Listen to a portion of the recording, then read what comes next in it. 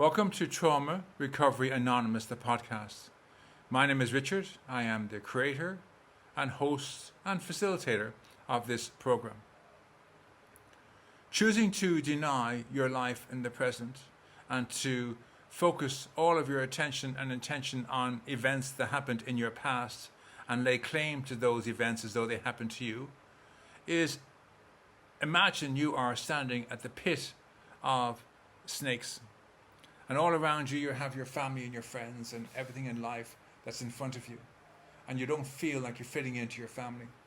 And someone tells you you have a mental disorder, you have PTSD or depression. And this means that you have to climb down into this pit of snakes, this nest of vipers, and find your purpose living down here. And as you climb in, your parents and your family, your friends, your loved ones are saying, don't go there. Don't go. Let's try something else. Don't go down that path, please. Don't try something else. Let us help you. And you ignore them and you think this is the way forward because you're told you have depression or you have PTSD. So you have to suffer a past event that didn't happen to you. And so you climb into this pit of snakes and you settle down amongst these snakes and they bite at you. But you feel if you can only get comfortable in this space, you'll be accepted. But you're never going to be accepted because you're going into a dead thing, a dead space. You're making your nest among vipers, among snakes, and man and snakes are mortal enemies. So you climb down into this dark pit where you're blocked from the light, you're surrounded by darkness, and you lay down on these snakes, these vipers, they bite at you. And they continue to bite at you, and you worm and squirm yourself trying to fit into this nest of vipers. And there's days maybe when you have peace, maybe the vipers, the snakes are asleep. But in most days when they wake up, they bite at you. And it feels soul destroying. But you can't climb back out. You've made a decision. You've embraced this diagnosis. And so you have to play the game. You have to embrace this diagnosis completely. If this diagnosis isn't working for you, you believe you're the problem. You haven't embraced it fully. It's not the fact that the diagnosis could be wrong. It's not the fact that even though the mental health industry admitted that 39% of all people diagnosed are misdiagnosed, it's not that you might be one of the 390 million people misdiagnosed by the mental disorder in a study shown in the National Library of Medicine in North America.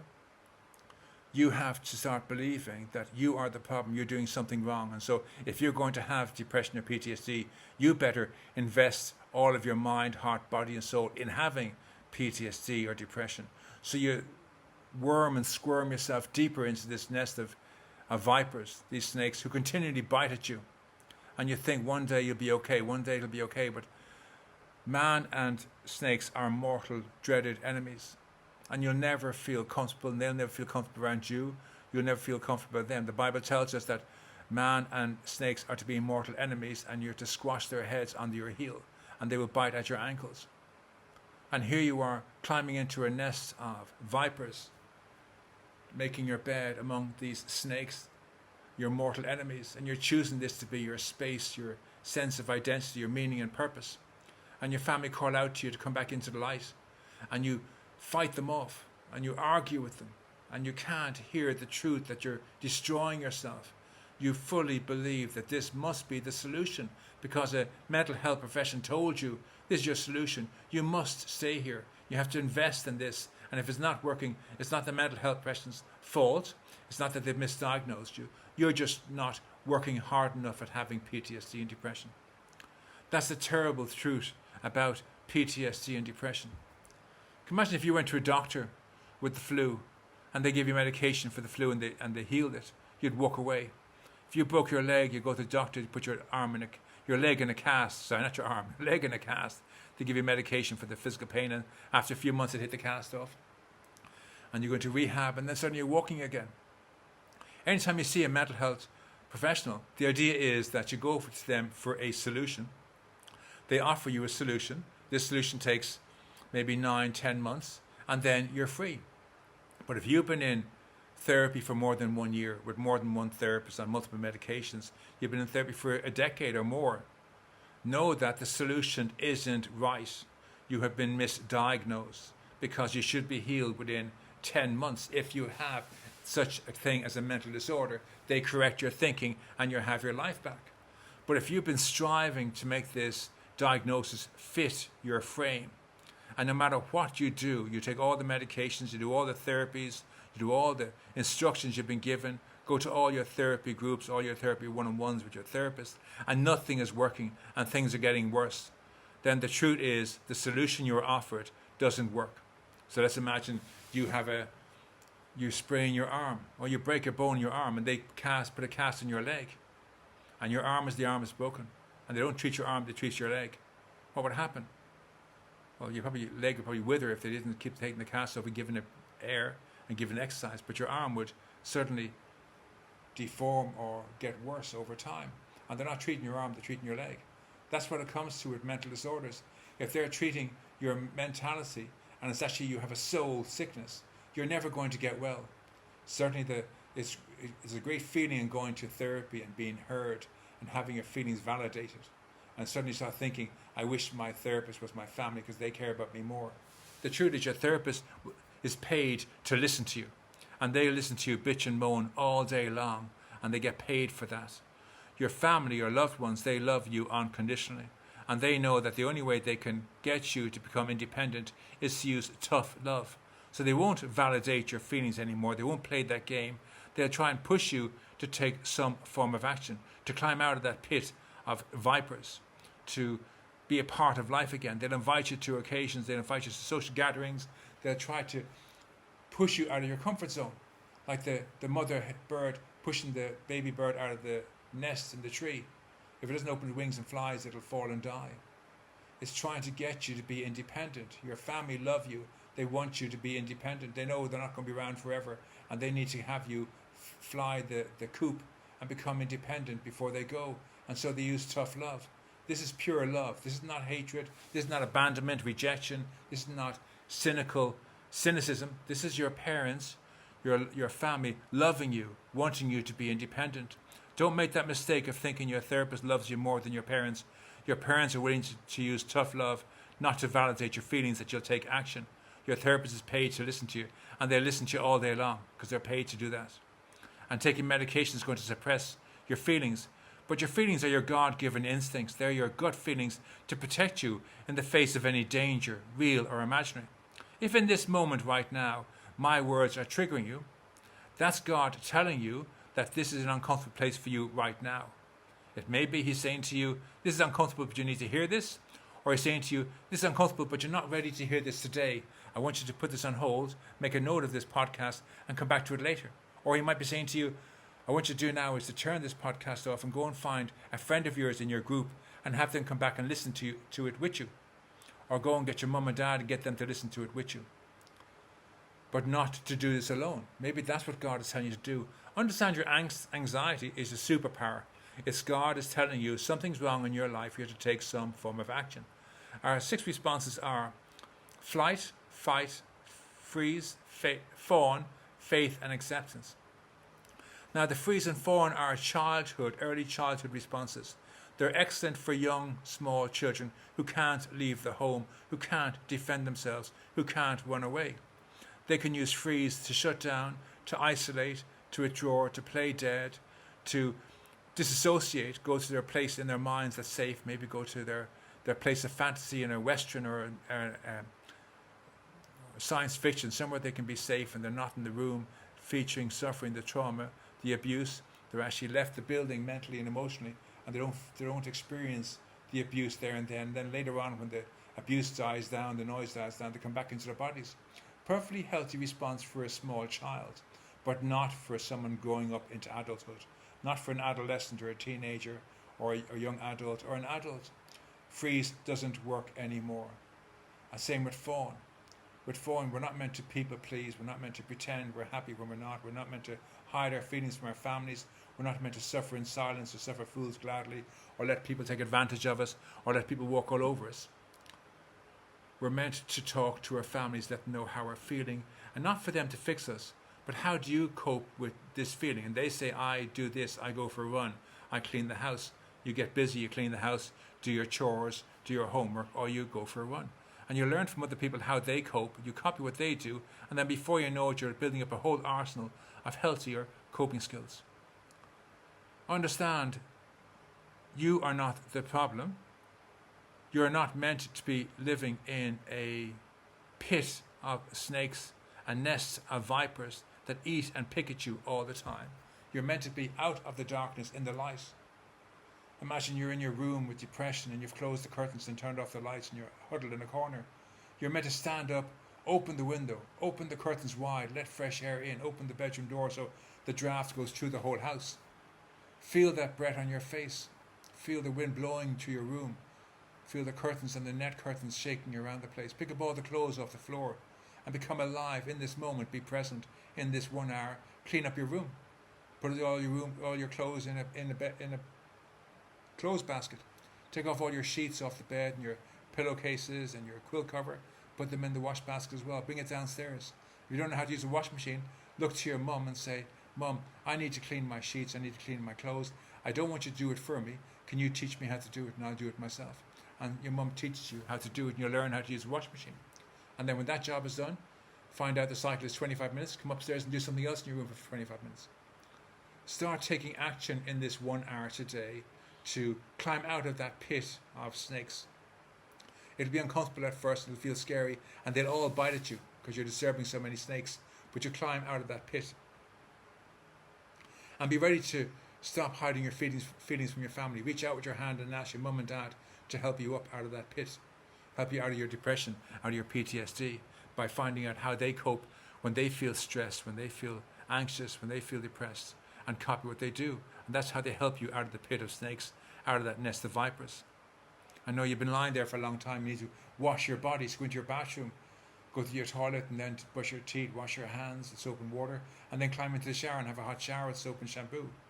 And clean your body, get rid of that stench of the pit of snakes, of that nest of vipers, of that depression and stress. Break free of it for 1 whole hour. Allow yourself to be present in your life in this 1 hour. Have lunch with your mum. Say to your mum, Mum, will you teach me how to cook something? Don't do it for me, but let me do all the cooking and you basically direct me. And your mum lovingly, seeing tough love is beginning to happen in action, she gets to tell you how to make an omelette, how to make a souffle, how to make pancakes. And you sit there in the kitchen, you work together and you make this food and you cook it. And then you sit down with your mum and you eat it and you share that meal together. And you'll be giving a gift to your mum for her having to use tough love against you. I remember speaking to my father years after my depression, and he said he recalls a time when him and my deceased mum would confront me about my depression, and they used tough love. And I would leave the house in tears that they didn't love me and they didn't care for me and whatever, and they wouldn't help me because they wouldn't listen to me bitch and moan about my feelings. And my father said they went into their bedroom then and they lay in the bed and they cried their eyes out. They felt they were betraying me, but they had been told by therapists that the only chance for me to heal was tough love, and they had to hold a hard line. I never knew this before my mother died. She didn't die for another 3 years, but I didn't know any of this, that she was using tough love. I thought she hated me or she was ashamed of me. She wanted nothing to do with me. My parents were using tough love to get me to become independent again, and I never knew this. I got to make amends and restitution to my father, who was alive, but I never got to make amends and restitution to my mother. That was a real sticking point for me, realizing that she had been using tough love on me, but I had been so victimhood orientated. I let my feelings be validated by other people with anxiety and depression, that I believed I was righteous to have anxiety and depression, and so I was angry at anyone else who tried to teach me through tough love how to be independent. I never got to make peace with my mum while she was alive. I had to make peace with her when she was dead, and that was more challenging for me. So understand, your family love you deeply, and they're trying to use tough love to help you overcome your depression, overcome your PTSD, to climb out of that pit, dark pit of snakes, that nest of vipers, to step back into the light and be whole in the present. And you're not going to be perfect. You're going to still be a broken person, but you're going to be a normal, boring human being in the present, living your life in the present. And you'll face hardships and challenges. If you had hardships and challenges in your life before this, they'll still be there when you come out. But the only difference is now that you're letting go of the past, or learning how to let go of the past for 1 hour at a time. It means you're able to focus all your attention and intention on being present in the present and dealing with the challenges and hardships you face in the present. How can I make amends and restitution to my family of origin? How can I make amends and restitution to my partner, to my estranged partner, to my estranged children, to my estranged friends, to my estranged boss and colleagues? How can I go and find a new job and get a job and be a part of society? How can I be a part of society, and how can I learn to network? And when I meet people, don't make it all about me and don't go as a victim, but go as a normal human being. How can I do these things? I need to learn how. So understand, your troubles might have been terrible before you decide to get rid of your depression or PTSD. And after you get rid of your depression and PTSD, life will still be troublesome, but now you're present to deal with it. Before, you could never deal with your troubles because you were focusing on the past. But now your focus is on the present. You get to deal with things. And it's like baby steps. You do one thing at a time. You clean your room. You tidy your desk. You tidy your wardrobe. You tidy your dressing table. You make your bed. You change your clothes. You have a shower. You brush your teeth. You take baby steps. At the end of the day, you look back and you see everything you've achieved. But you knew you had to do them by baby steps. You wouldn't have done them all at one time. It would have been too much for you. It would have destroyed you. But doing one thing at a time suddenly changed your energy. Do one thing at a time. Baby steps. Climb out of that pit. And as you're climbing out, reach out to your family and say, please help me. How do you deal with depression? How do you deal with anxiety? And when they tell you, you copy them. Don't judge it. Don't question it. Just copy them. So your mum says, I like to write. You get a pen and paper and you write all your thoughts and feelings down on a piece of paper. And then she says to you, now I burn it. Well, you burn it and it's gone from your psyche. Your dad says, I just go exercise. You get your bike out of the shed, you pump the tires up, and you cycle around the block. You cycle maybe 20 kilometres out, 20 kilometres back, and you come back and you're jaded, and you realise that energy you've left has kind of taken the anxiety or depression with it. Someone else says, I like to sing. I like to sing in the shower. You go up and have a shower and you sing in the shower. And you find this really helps you an awful lot. You can't believe it. And after your hot shower, they say, now you have a cold shower and sing in the shower. And you have a hot shower first, it's very comfortable. And then you have a cold shower and it wakes you up. And you realise you found a new skill. Some skills you won't like, some skills you will like, but you'll learn all these different coping skills that in the end will give you your own arsenal. And then suddenly you'll have a collection. You know, writing is a good one for you, cycling is a good one for you, hot shower is good, cold shower is bad, and so on. And whatever isn't working for you, you discard or you put aside to use another time. And you'll keep asking other people. When you've asked your mum and your dad and your siblings of their best coping skills, you ask your grandparents. They were young once. Ask your aunts and uncles. They were young once. And they care about you, how they cope, and they tell you. You ask your favourite teacher. You ask your classmates, your friends from out of school, your schoolmates. You ask them how they deal with anxiety or depression or whatever it is, and they tell you. You read books by veterans and ask the veterans how they deal with post-traumatic stress, how they overcome it, and you copy what they do. And over time, you find yourself becoming a new creature. You go down to your local church and ask a pastor, how do you meditate? Can you teach me a simple meditation? You practice that meditation. You remember to breathe into your nose only forevermore. You can exhale through your mouth, but you breathe into your nose. You do all these things and suddenly you never want to climb back into that pit. No matter how comfortable it felt, you know, as much as it was comfortable, it was all you were getting bitten again and again. The state of depression and PTSD weren't a gift for you. They're meant to be a solution, but they were a curse. If you've been in therapy for more than 1 year, if you've been worked with more than one therapist, if you've been on multiple medications causing a chemical imbalance in your whole being, and if you found that your diagnosis was evolving the whole time, know that you didn't have a mental disorder, you weren't mentally ill, you had a spiritual malady, a broken spirit, a hole in your soul, and you need to heal that hole in your soul. And this program, Trauma Recovery Anonymous, enables you to give the details and the baggage of the past that caused you depression and PTSD back to your inner child. And once you've done that, you'll be free of it mentally, physically, emotionally, and spiritually. And then you complete the 12-step program to undo the learned dysfunctional behaviors of that diagnosis, or misdiagnosis in many cases. Only you can do this for you, but you can share this with the world. You can share this with everybody in your contacts and suggest they share it with theirs. You can help somebody else recover completely from their depression and PTSD, to enable them to climb out of the dark pit of snakes, that nest of vipers. They can reach out a hand to you through sharing this and climb out of that pit of depression and PTSD back into the light. And the life won't be miraculously healed in the present, but they'll be free of the past, that they can focus on the present and use baby steps to live their lives in the present. Thank you very much. My name is Richard Tierney. I look forward to speaking to you soon.